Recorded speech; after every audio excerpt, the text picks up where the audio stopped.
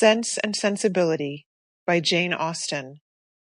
Recording by Ellis Johnson. Chapter 1. The family of Dashwood had long been settled in Sussex.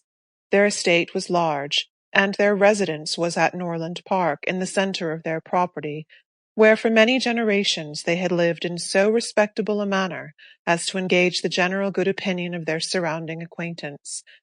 The late owner of this estate was a single man, who lived to a very advanced age, and who for many years of his life had a constant companion and housekeeper in his sister.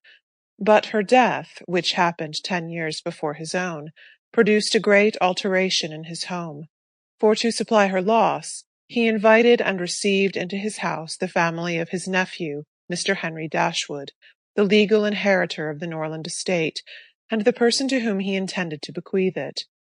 In the society of his nephew and niece and their children, the old gentleman's days were comfortably spent. His attachment to them all increased.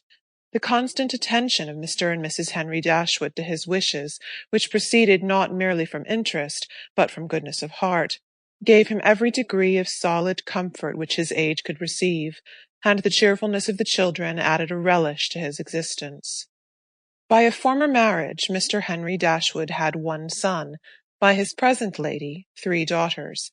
The son, a steady, respectable young man, was amply provided for by the fortune of his mother, which had been large, and half of which devolved on him on his coming of age. By his own marriage, likewise, which happened soon afterwards, he added to his wealth. To him, therefore, the succession to the Norland estate was not so really important as to his sisters, for their fortune, independent of what might arise to them from their fathers inheriting that property, could be but small. Their mother had nothing, and their father only £7,000 in his own disposal, for the remaining moiety of his first wife's fortune was also secured to her child, and he had only a life interest in it. The old gentleman died. His will was read, and like almost every other will, gave as much disappointment as pleasure. He was neither so unjust nor so ungrateful as to leave his estate from his nephew, but he left it to him on such terms as destroyed half the value of the bequest.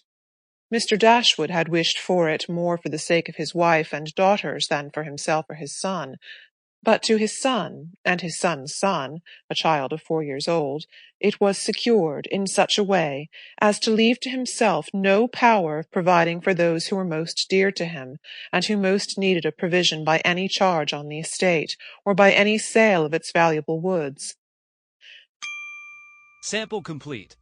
Ready to continue?